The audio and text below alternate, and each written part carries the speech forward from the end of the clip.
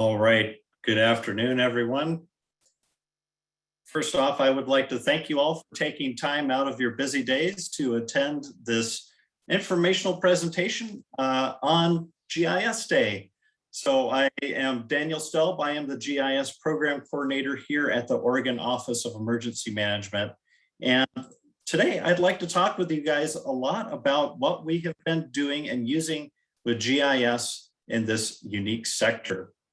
So to get things started here, I'm going to be providing an overview presentation that talks about all this stuff. And I'm actually going to start by posting a link into the chat window. This is where you can go and actually take a look and view all of the same information that I will be presenting on today. And no worries, as I'll be sending out this link. And hopefully, if things work well today, a recorded training session for you guys to take a look at and share out further if you would like to.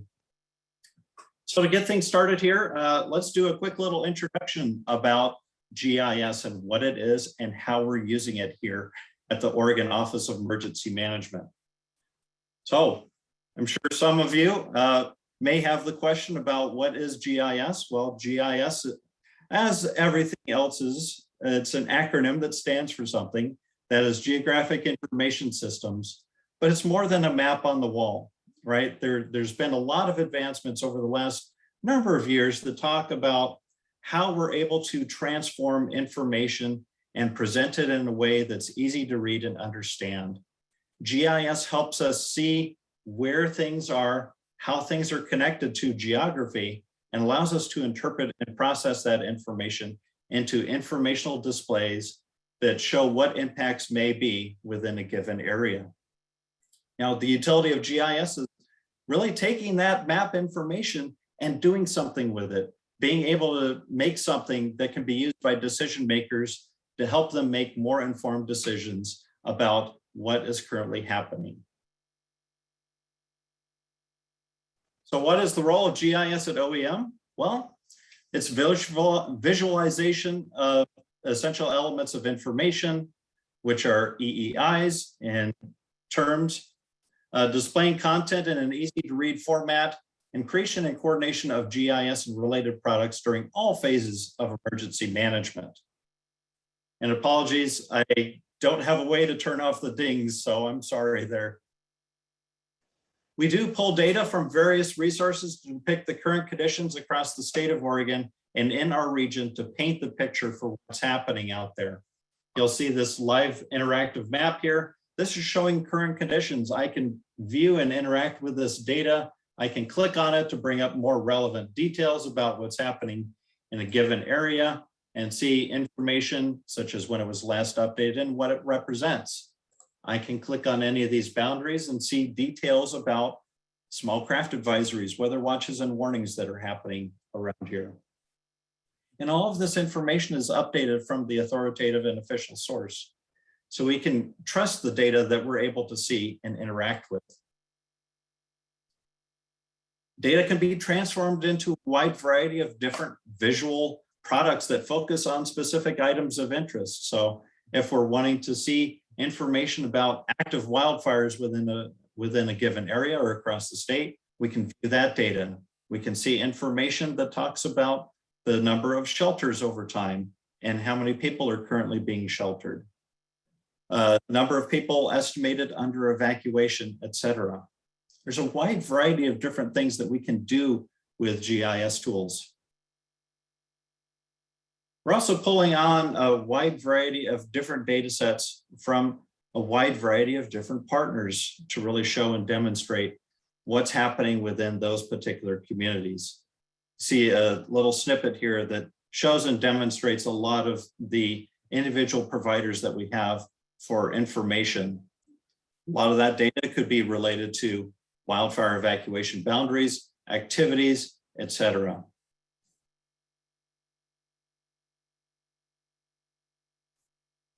Thanks, Scott, for the link there. Manage participants in the toolbar.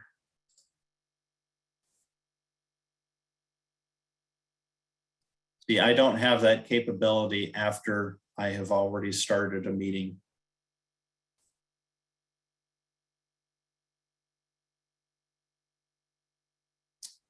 Let's see here.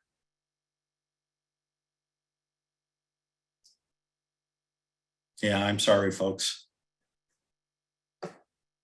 But don't worry, you'll be able to see this presentation when I send the link out to everybody here.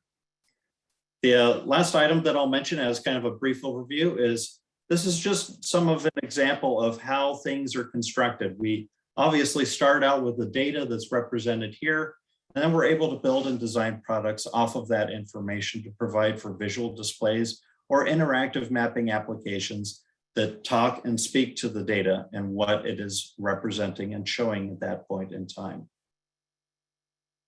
So I'd like to really kind of kick things off as we talk about a lot of the public facing and other tools that we have available with GIS by talking about our flagship mapping application. And that's called the Real-Time Assessment and Planning Tool for Oregon, Raptor. Now, to really start talking about this, Raptor has an extensive history here in the state of Oregon. And this came about from the Disaster Pilot Project, or the Common Operating Picture Program from the Department of Homeland Security, their Virtual USA Pilot Project program that occurred in around the 2009-2010 timeframe. There were multiple participants that were involved in that particular initiative, to include Alaska, Idaho, Montana, Oregon, and Washington. And really, when we talk about Oregon, it was Portland's focused at that point in time. And really, this was a data sharing initiative. We wanted to be able to visualize and show information across state boundaries to show what was happening within the area out here. Now, much like with all technology, there are changes over time here. Many iterations of Raptor. It started out as Venom, the Virtual Emergency Network of Multnomah, and there was a solution built called Bridge. Then Raptor, as you see and know it today, has been in existence since 2011 with some pretty significant coding updates and changes over that time. All of the system enhancements and new technology, training, education, and outreach is conducted by our office to keep our stakeholders informed. The solution itself is using what's called Web App Builder. I'm not going to get into too much of the technical detail on this, but needless to say, it's like a spider web network. You're able to pull on different bits and pieces of information onto a central map with some associated tools to be able to view and interact with that data. We're able to pull on various resources onto the single application. You see some of the main sources there coming from a GIS server, raw shapefiles, and ArcGIS Online, but there's many other services that we're able to pull on and consume. There is a public version of this application that you can access at any time. I'll show you where that is located, as well as a secure application that our emergency management partners utilize. Some of the notable data providers that we have, clearly we have some self-hosted information, but when we talk about fire information, that's coming from fire authorities out there, weather watches and warnings coming from the National Weather Service and NOAA, Army Corps of Engineers, U.S. Geological Survey for earthquake and volcanic information, Water Resources Department to talk about all of the areas that are impacted by flooding across the state with their stream monitoring gauges, and many, many others, to include information coming from external to the state of Oregon, such as the Washington Emergency Management Division, particularly as we have a threat from a Hanford nuclear site that could impact a couple of counties within our state. So some of the prominent use cases that we've had from this application, going back to 2014, the Oso landslide up north in Washington state, we were able to pull on the fly, just in real time, information that was produced by the Snohomish County, Washington GIS office to really show the aerial imagery. So the flight that was done out there, you can see the landslide that occurred, as well as the back flooding, tax lot boundaries, building footprints, et cetera, that showed the impacts to this area. This is something that was completely outside of the state of Oregon, but we were able to use an Oregon solution to visualize and display that content to show for situational awareness. Fast forward to 2015, this is taking a look at fire data where we have the MODIS thermal satellite, which are these bubbles showing active fire activity, picking up heat signatures, the fire perimeter, which is that red hatched boundary, and then these little icons on here, which represent radio and cell towers. And here we're able to see the co-operators of the towers through a data sharing agreement that we have with the Department of Homeland Security that allowed us to determine this was a 911 operated radio tower. They were a co-operator on this. We were able to coordinate directly with the jurisdiction in this case, and we're able to determine through coordination with them that they had a reroute in place already. So just like that, we're able to see and determine critical infrastructure that's at risk within given areas. Fast forward to later on that year, we had to end it with a severe storm and flooding. And this is taking a look at the visuals at the time there that show the weather watches and warnings. In this case, green is not good. These are indicating areas of flooding. We had activated emergency operations centers, road closure data coming from Trip Check, live weather reporting status for areas, local storm reports, et cetera. And this is the first event that we actually took snapshots of the map data that we were then able to send up to our federal partners for the requested federal disaster declaration. Whatever we can do to use that GIS information helps build that case for what the impacts were given to the state from these particular events to help receive a federal disaster declaration. This is just a couple of days later, taking a look at all of the stream gauges that were reading at flood activity and major impacts there, as well as proof in pudding that mitigation works. This Clatskanie High School was a mitigation project that was elevated and moved outside of the floodplain, and that was utilized as a shelter during this event. So as a reminder, folks, mitigation does work. Fast forward to 2016, this is taking a look at the major exercise we had that year. Exercise is a simulated event. And one of the big things that we wanted to do from this was actually demonstrate that multiple agencies are able to contribute data onto a central platform. It was an overwhelming success. We had 23 different agencies contribute information onto the map, but obviously some lessons learned here in that map is really, really busy and hard to determine what's happening. So we have some do-outs from that particular event that we've been working through over the last few years here. But what was really neat is we had report outs of the status of infrastructure.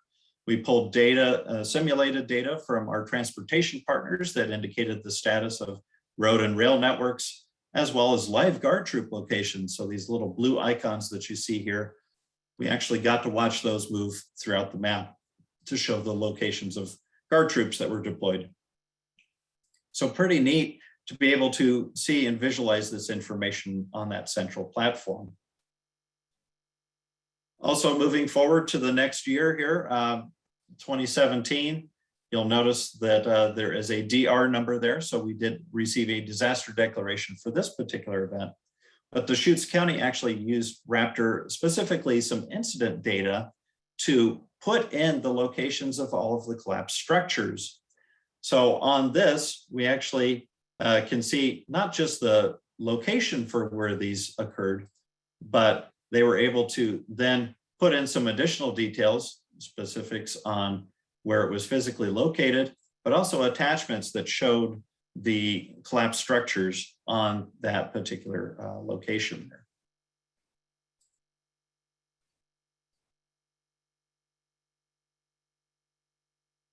So 2017 was a pretty critical year for us. If you remember back, that was the year that we had the solar eclipse coming into the state.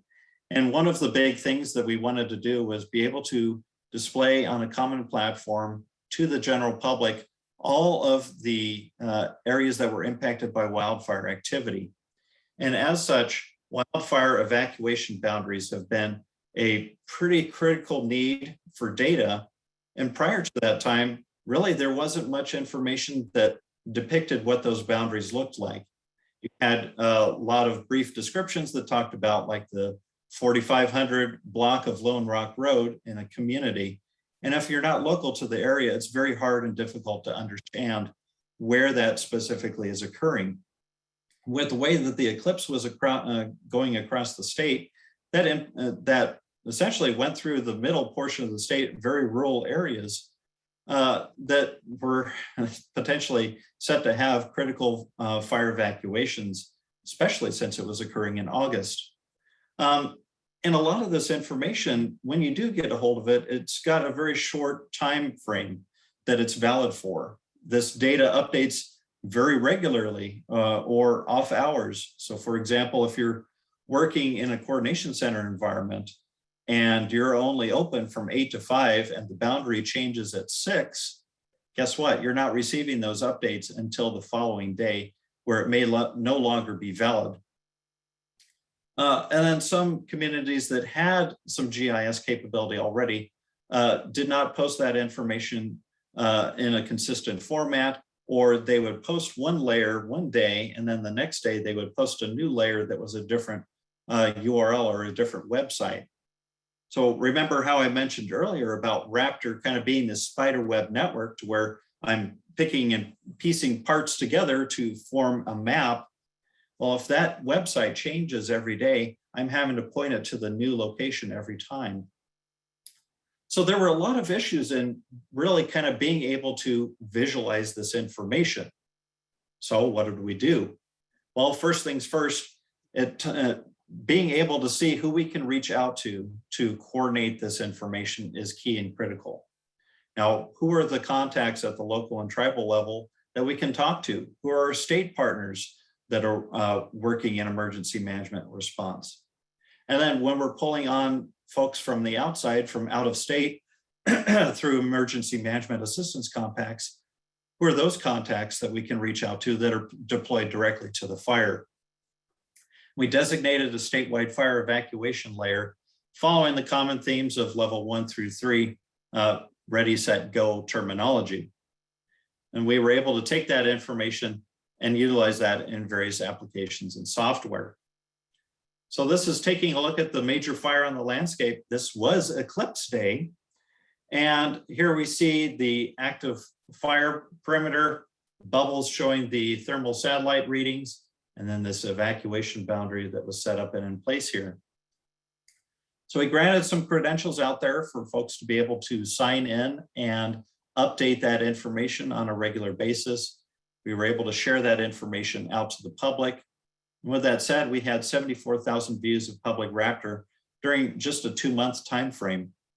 How we judge whether or not things are trending in the right direction is comparing that with, on average, we have 100 people a day visit Raptor. So being able to see that, yes, this information is being utilized by our partners, but also utilized by the public to see what's happening out there. Fast forward to the next year, we formalized things with data use agreements because they were accessing our state systems to be able to use this utility. Multiple credentials were assigned out there. Our state partners were incorporating this within their common mapping products. Social media ran, news media picked it up and embedded Raptor on their own pages. We had almost 500,000 views of Public Raptor at that time. Moving forward to the next year, it wasn't a very busy fire year, but still with that, we had more adoption of this utility. Milepost 97 actually had one of the public social media outlets using Raptor within their website to indicate the status of things. And nearly 92,000 views of Public Raptor during the Milepost 97 fire. Fast forward to last year. Now, one of the big things that we had clearly was some significant fire activity on our landscape. And with that, there was a lot of need to utilize a statewide fire evacuation tool and utility. We originally had things on our servers at our agency, but due to the sheer activity of utilizing that layer, we actually bumped that off and put it into ArcGIS Online, which is a cloud-hosted solution out there that allowed us to be able to communicate that information without taking our systems offline. We transitioned to utilizing ArcGIS Online group management for access. which basically allowed people that already use these GIS tools to sign in using their already established account to access that data and make updates. We also began taking snapshots of the data to show the trend of what was happening. So was evacuation activity trending in a direction to where there are more estimated residents under evacuation, et cetera. We create a fire and hotspots dashboard that focused specifically on fire-related data. And in one day, we had over 1 million hits on our public-facing fire dashboard. So this year, it was still pretty active from a fire front. Continued visualization of the tools and successes that we had built on that. And then we actually developed a process now to where updates for determining estimated population under evacuation, because we're taking those geographic boundaries that are drawn and then running an analysis to determine an estimated population using 911 address points to come up with an estimated population number by evacuation. We're able to then automate that process because it was a very manual process. Someone clicking a button to run these processes, to where now it's just run through the system using ArcGIS notebooks and what's called a scheduled task. So on a regular interval, it's checking the layer and performing this analysis. We had over 380,000 views of our fire dashboard during fire season this year. So still a very useful utility there. So where are things headed? Well, first and foremost, really a lot of what we're doing nowadays is helping to eliminate the barriers to access the data and provide regular updates. We are currently working on an upload utility that allows for easier updates of this information for those jurisdictions that don't have a GIS capability. Really, as things have progressed and changed over times, it's really more about sharing, taking these data elements and being able to share that information with your partners and knowing who those partners are. We want to be able to coordinate with those directly responsible for managing that information or authorities that may have access to that data. It's also about engaging the public. What is necessary for the public to be able to see, view, use, and interact with? But also, building upon successes and not reinventing the wheel. There's a lot of stuff that you've seen in this presentation so far that's been the next step. So being able to take this information, first it was about, defining a statewide evacuation layer. Now it's about, okay, we have these boundaries drawn. What sort of analytics can we do off of that information to help inform our partners? Hey, guess what? We can actually determine some estimations for populations that are impacted and share that with our sheltering partners so that they're aware of what's happening in given areas. So one of the big public-facing applications that we've produced over the last year or so here has been what's called a hub site. This is a central location that you can view and interact with all of the public-facing content that we have served out from us and our partners. So on this main page, you'll see the embed of the public version of Raptor. This is using what's called Experience Builder. It's another software solution out there that allows us to show the two-dimensional view of Raptor, but we can switch things over and provide a 3D view. It's the same data regardless of view there, but we can view and interact with a wide variety of different information, turn on and off different layers to show and see what's happening, and then share that information out. We also have a hazard situation overview that I'll talk about in a little bit here. Disaster stories that I'll present a little bit further, a little bit later here.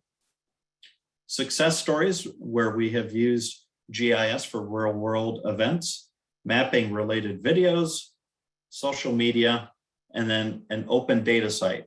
Yes, you can actually view and use similar data to what we're using here within our public-facing applications. So a lot of information is out there and accessible for those that are interested. The other major public-facing application that we have out there is the hazard situation overview. And the purpose and intent for this application is for folks to be able to see an at-a-glance view of all of the hazards that are threatening the state right now. So you see here, this main page comes up and it displays the total amount of COVID cases and deaths. This is fed directly off of the Oregon Health Authority's Tableau dashboards. We run a script that converts this information to something we can use. You also see active wildfires, drought declarations, earthquakes, flooding, and volcanoes. Clicking on any one of these items will bring up more associated details. So if I want to see information about wildfires, I can click on the link here that brings up our wildfires dashboard that has more detailed information for that particular subject. So we have the fires overview here, and we can click through different things to see more details about fire-related weather watches and warnings, the latest imagery that was flown from satellite, alert wildfire cameras that are set up that show live monitoring. We can see kind of an overview of what things have looked like over the last few minutes there. What's the significant fire potential, and more information as necessary there. But this is true for a wide variety of different hazards. We can see information about COVID cases. I'm sure a lot of you are familiar with the Johns Hopkins University. Their visuals that they have created very early on in the pandemic. Same case here, to where we have a lot of information that talks to the cumulative cases and deaths. We can see visuals that talk about all of that information with geographic boundaries. We actually have access to the Tableau sites that the Oregon Health Authority is updating on a regular basis to include their website, and then a view of what the Western states look like, and then clearly the Johns Hopkins University page as well. So a lot of information that we have out there based upon a wide variety of different hazards. You'll also notice up at the top here, we have tabs for all of this information as well. Now, we do have a couple of additional tabs on here that talk to a couple of other things for awareness purposes. We can click on transportation impacts, which has the live link to Trip Check to show and display that information. There is a shelter activity tab that shows all of the information about the sheltering activity throughout the state. And then the last tab here, which has the latest FEMA daily operations briefing coming from the Federal FEMA National Watch Center. And you can scroll through and see what things that our federal partners are tracking. So a wide variety of different data. This is a public site. You can access it any time to really show and demonstrate what's happening within our area.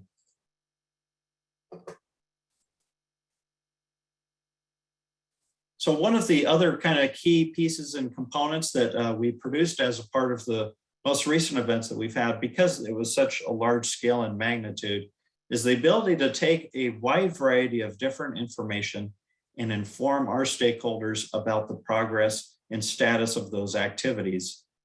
Now, clearly, when we are working an event, there is a lot of information that's being tracked. And last year was the first time that we actually really organized this content into an easy to read website. So this is taking a look at our Oregon Wildfire Response and Recovery Overview, specifically talking about the wildfires from last year. You can see a lot of information on these cards. So each of these cards goes and talks about an individual component about what's happening.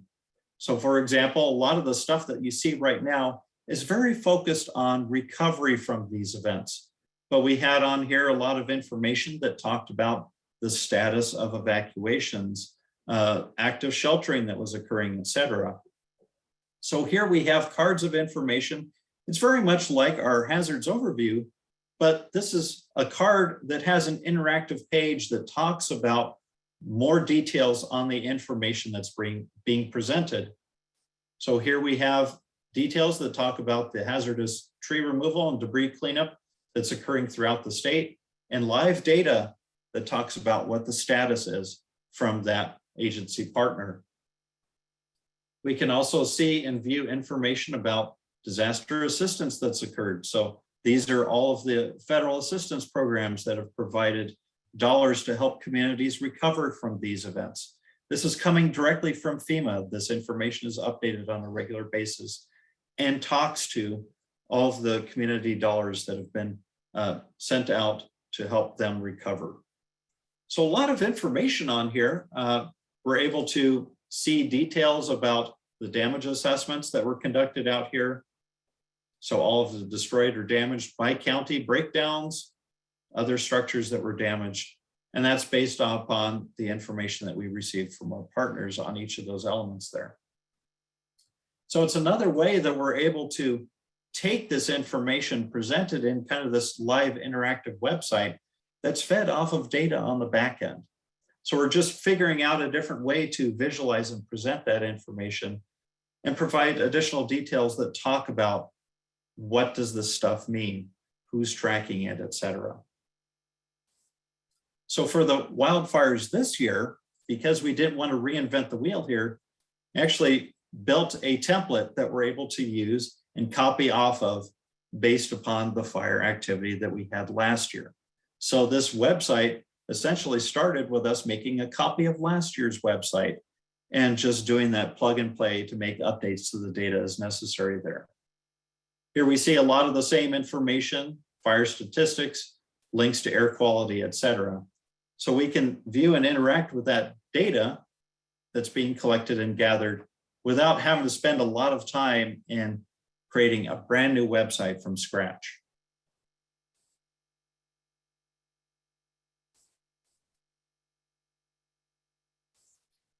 So one of the big things that we've advanced over the last couple of years has been this aspect of telling a story. So there is a standard process here in Oregon that we have our mitigation team and recovery team work in building what's called a disaster declaration request letter that gets sent up to the governor, and she then signs that and passes that up to our federal partners to request a disaster declaration. Now, in the past, I had mentioned, we're making snapshots of this GIS data and sending that as a part of the submittal.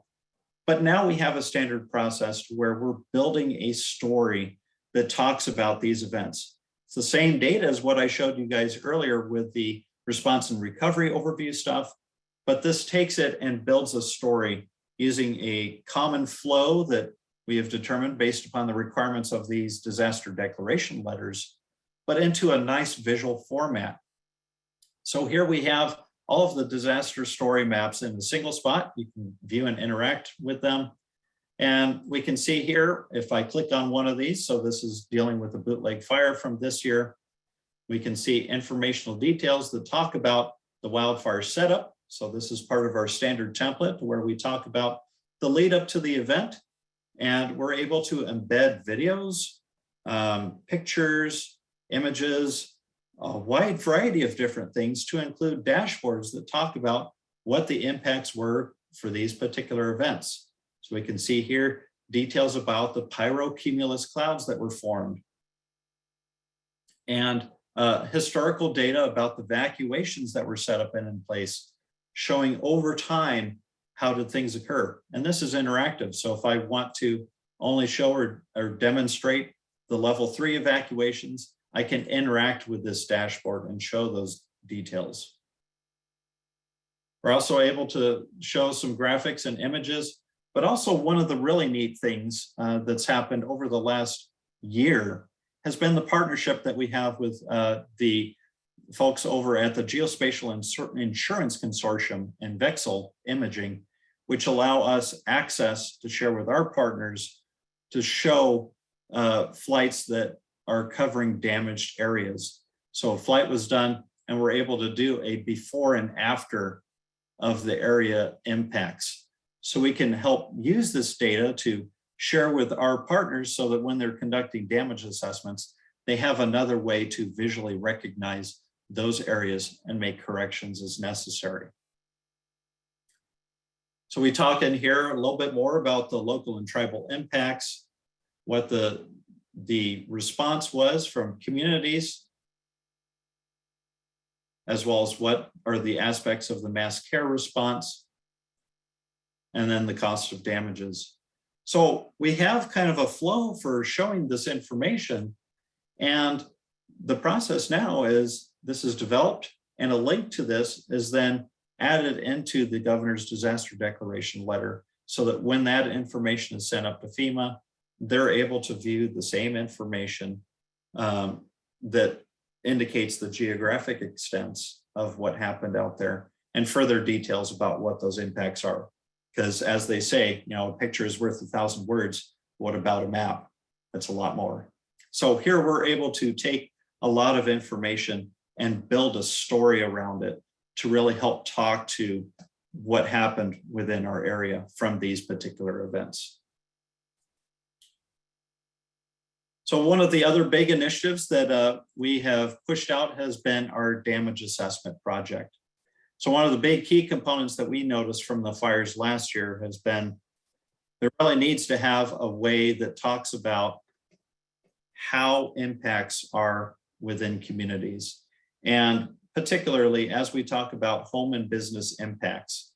So this particular project is a way to standardize that information and build a tool that our partners can use in collecting damage assessment information in a standard way. So this is our damage assessment project. There are some components of this page that if you navigate to it, you're not going to see some of these links because there's some stuff on the back end that is happening that we're able to share with our response partners. But all of you are able to access this main page that talks about the project itself. So we have a reference guide that details information about the damage assessment process. So we have what are the steps of damage assessment and data specifics for how folks can use that. We're using GIS tools to be able to collect this information, but you're not required to be a GIS professional to do it. It's an online form that folks are filling out, or if you have an application installed on your device, you can go out and collect data, and then when you're back in connectivity, you can sync that up and those updates are pushed out. But we can see this information that talks about, you know, what's the overview of damage assessment? How are things conducted? What do things mean? And this aligns with a lot of the federal categories because in the long run, our Office of Emergency Management is a pass-through. We want to be able to have that information collected in a standard format. We have a tool that they can use to collect it in a standard format and review and approve those records. It's submitted to us, all of the approved records, and we can share that information with our response partners to help speed up the process to potentially obtain an individual assistance disaster declaration. So really all of these efforts are to make things uniform, but also help get to a point to where we can help those communities recover from these events. So a lot of information in here that talks about what the damage assessment categories are, details about how to conduct a damage assessment, recommendations on who typically participates in this, and what tool can be used to accomplish that.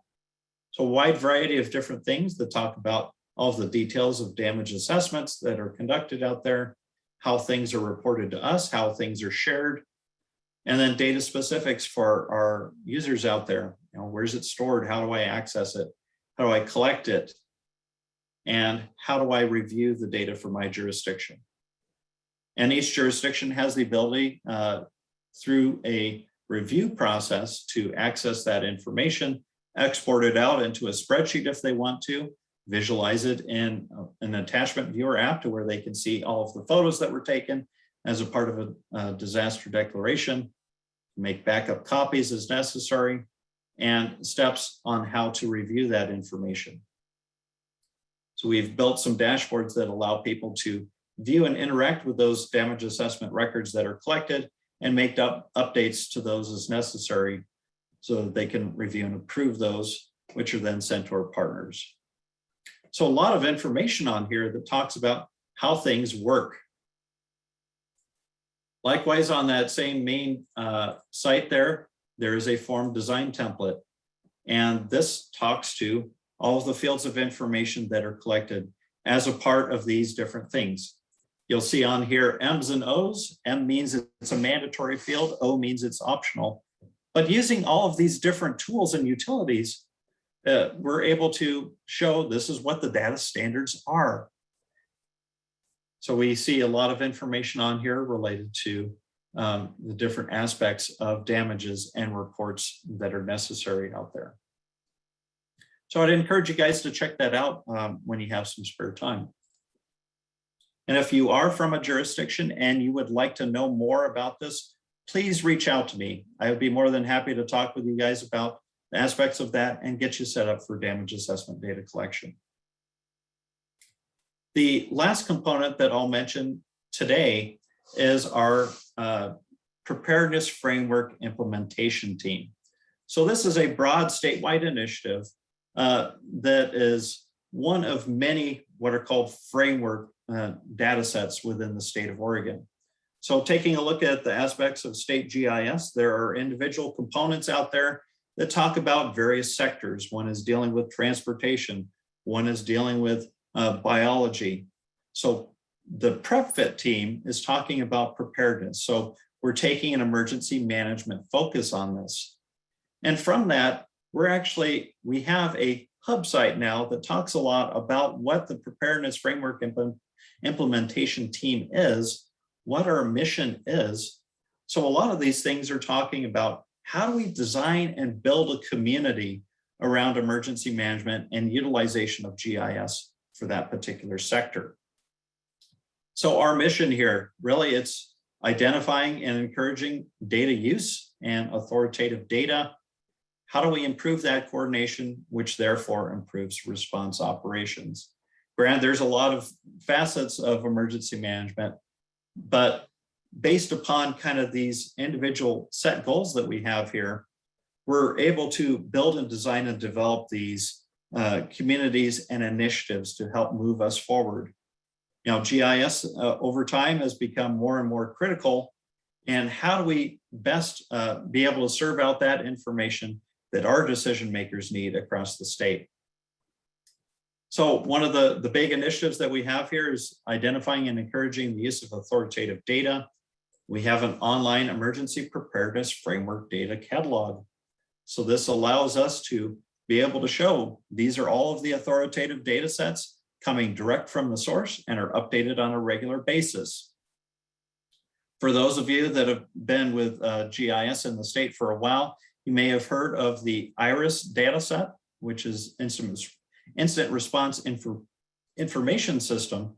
This is the online version of that. We're actually trying to transition things off of static data sets to online interactive data sets. So an easy way that we're able to visualize and view these critical data in an easy to read format here. So we have a lot of details that talk about what that project is. And really that's identification and encouraging the use of data. If there's a central spot that you can go to find it, you're able to pull it from there and pull it down into your own mapping applications. Everyone's singing off the same sheet of music for reference data. Improving coordination. So earlier we had a great conversation with our partners to talk about how response went. So this year we actually conducted our first statewide GIS after action review with our partners.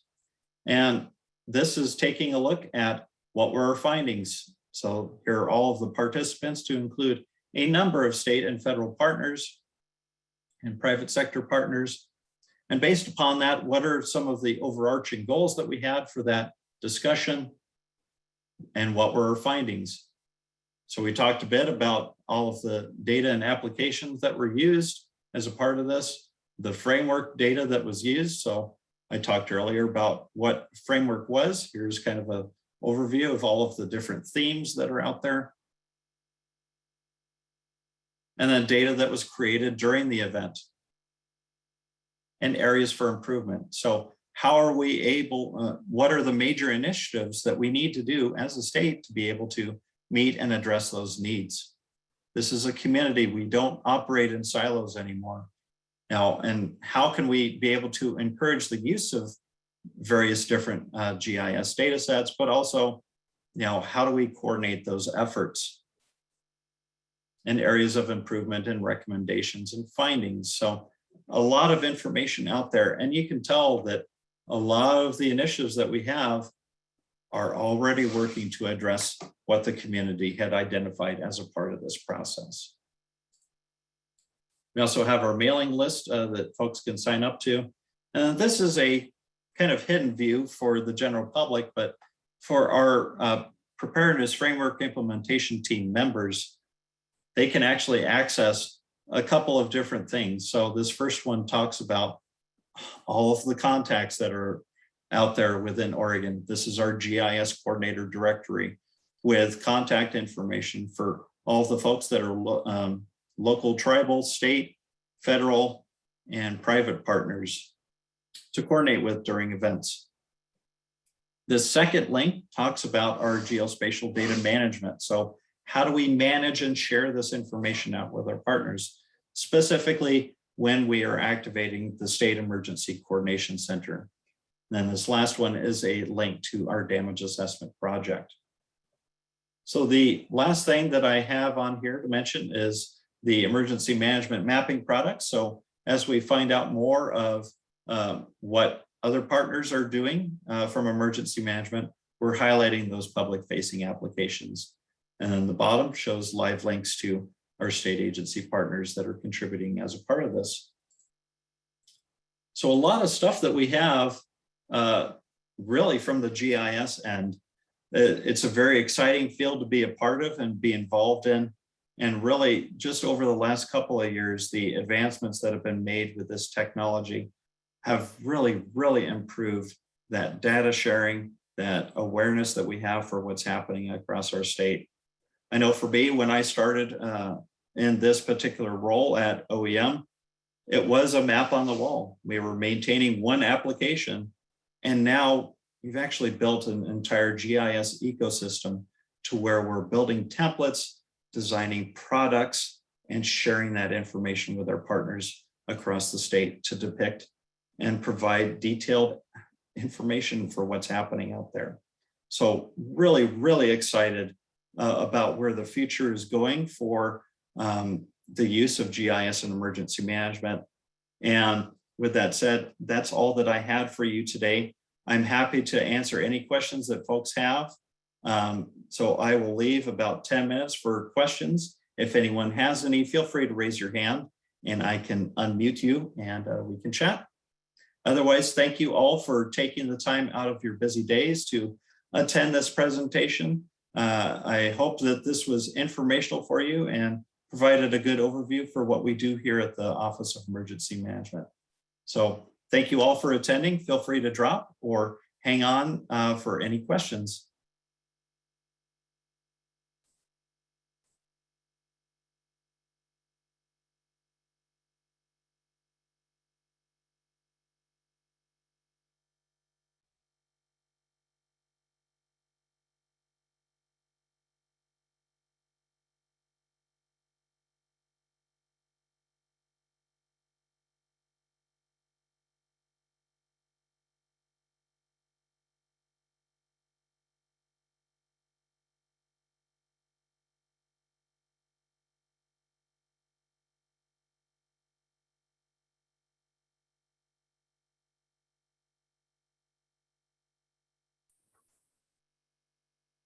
Hey, Daniel.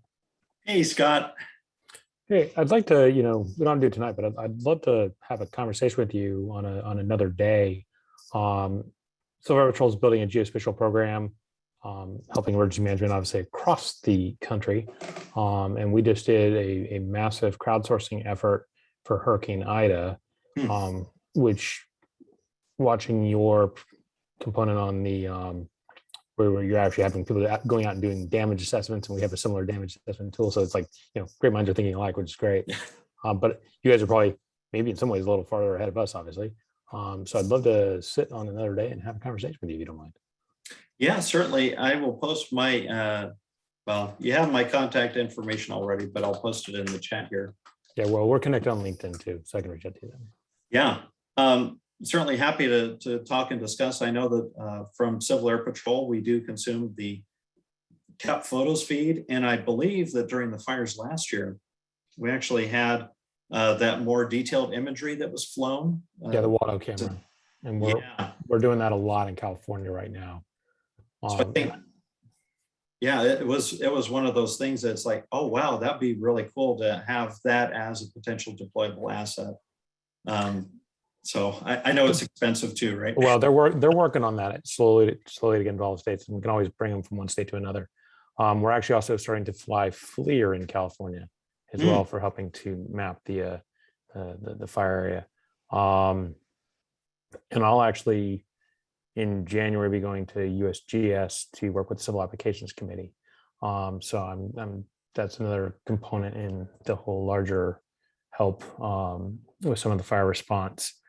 But one of the things I saw at one point in time, sort of what my program I'm trying to help build is where you guys put out a call at one point in time where I watched one of the briefings from one of your peers for Oregon saying, they just didn't have enough people to do this stuff, like to create the products, create the capabilities, things like that.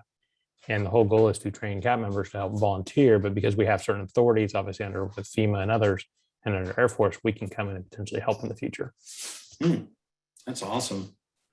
Yeah, I know that one of the big things that I've been working on recently has been taking a look at NQS standards and being able to establish and develop a national qualification system for GIS positions, specifically within our emergency coordination center, because with the advent of more interest in using GIS software and solutions, that's going to end up becoming more manpower. And how do we be able to take that and assign staff or have a pool of people that we can pull from that can help out and assist? So pretty neat stuff.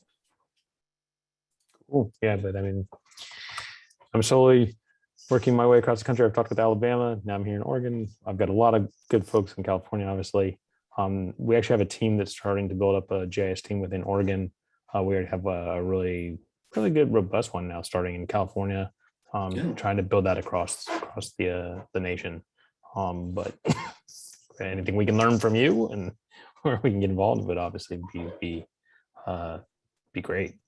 Yeah, and I'd be happy to chat with that group as you're building it, and feel free to share. I'm hoping that the recording works okay. Right. I know who I'll be reaching out to because she's already talked to the Oregon Wing commander about it and is talking with our California individuals about kind of building their own team. And it'd be good to make that connection because I'm slowly going to try and connect with all 52 emergency management agencies over time. To just, hey, where can we help? Yeah, and I'd be happy to at least try and get you, if you're having a hard time finding a relevant contact for each state, please let me know. I may be able to help out there too. And we also have a hub. You said you were adding partner hubs, so we do have one as well. So awesome. It's gis.cap.gov. I will add that to my list there. All right. I don't know if anybody else is wanting to ask questions. I'll hug the time. Thanks so much, Scott.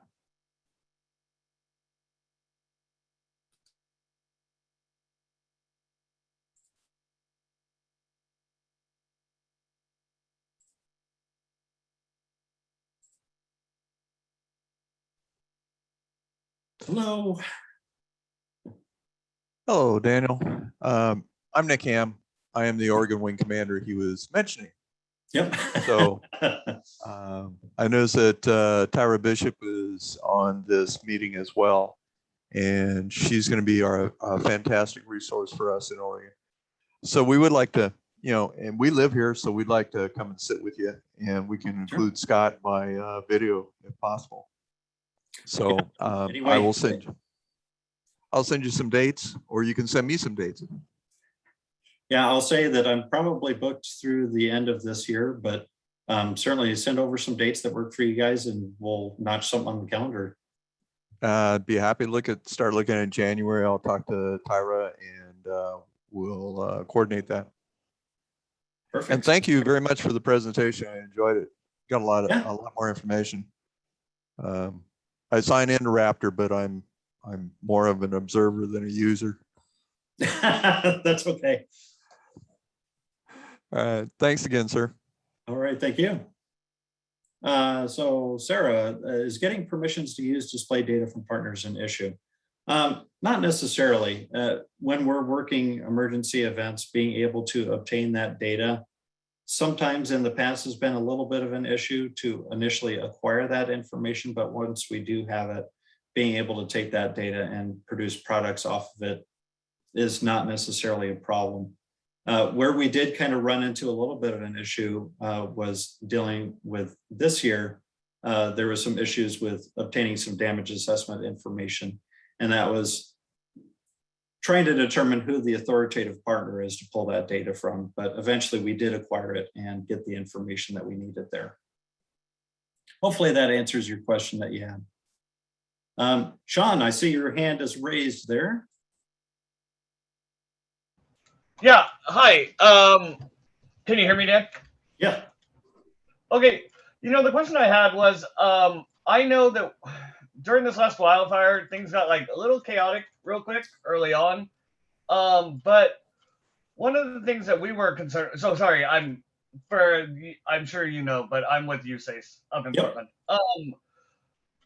One of the things that we found early on was that a lot of people were referring us around to applications. Like, oh, go view this application, go look for the data on this application, on this website. When really, some of us want the data. Yeah. So do you know if is there any, or are you working on, or is there potential for guidance on how quickly something is put up on your hub? Like, so for instance, the problem we had is that people were going to Raptor with USACE, great. But then they were coming to me and saying like, hey, we see this layer on Raptor. We want to see this on our map. Yep. So try and go find like the trip check information or whatever it was that they were looking at. So I would go to the hub. I'd look around what was there. I'd bug you with emails. I'm sure you were busy. Everybody's busy. So I guess, is there any guidance coming up on like, hey, when we put something in Raptor, we're putting it on the hub too, for those instances? Yeah, so the big thing that I'll mention here is part of our GIS standard operating guide that we're creating is actually having an ArcGIS online group that we're adding people into that contains incident data. So as long as you're added into the group, you would have access to all of the incident data that's created for that particular event. So moving forward, yes, we're getting there slowly but surely. But yeah, as we're building out what this Prep Fit Hub site is and some of the further back end stuff that's occurring, we're able to then not just have reference data loaded in there, but also incident data for our partners to access. So hopefully that will address as the next event comes around. But as far as how quickly things will get up and running, usually if GIS is activated, I'd say within a day we have a group set up already with some introductory content posted into it.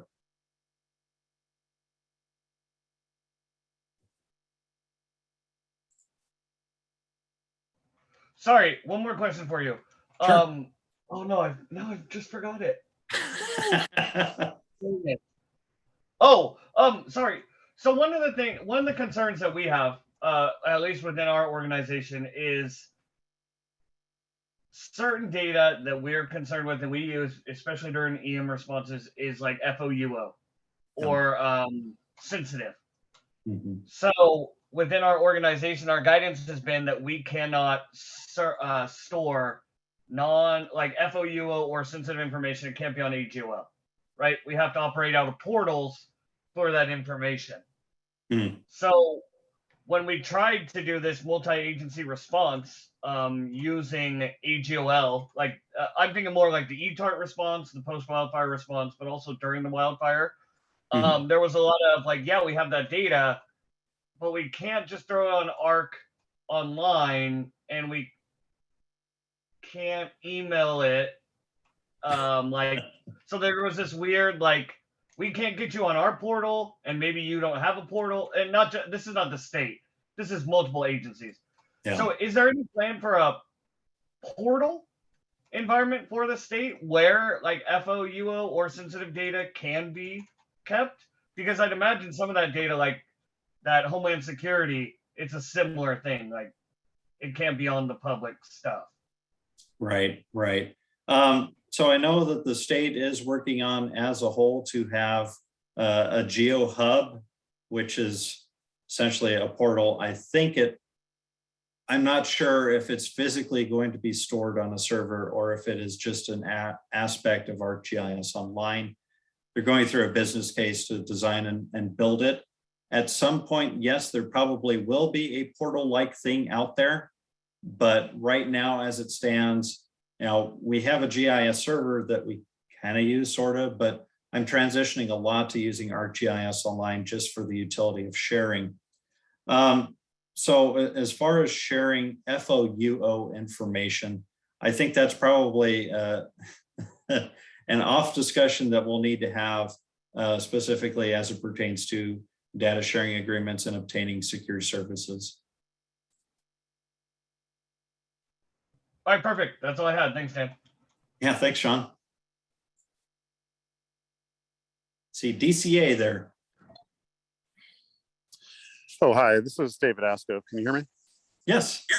Hey, so yeah, I just want to follow up on Sean's comment, but first, great presentation. Thanks so much for everything, and all your collaboration has been fantastic as well. But yeah, the Homeland Security does have the geospatial information infrastructure, and PII and things of that nature can be stored on there. I'm not sure about FOUO, but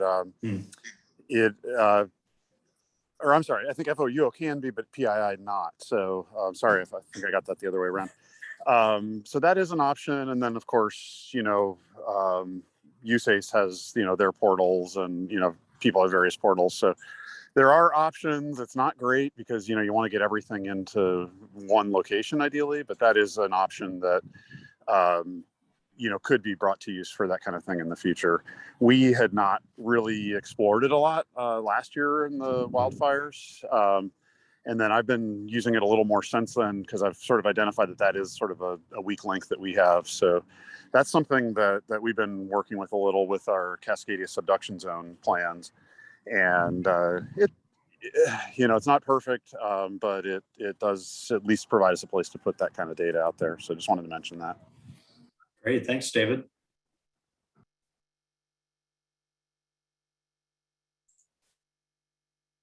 Neil.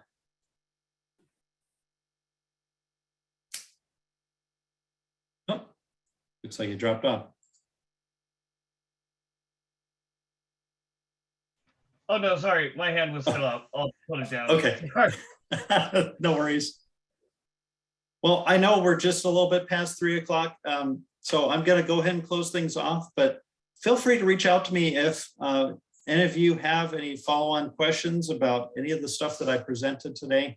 And it's been a pleasure to talk with all of you and present this information and have some follow-on discussion. So thank you all for attending, and happy GIS Day. Thank you all so much.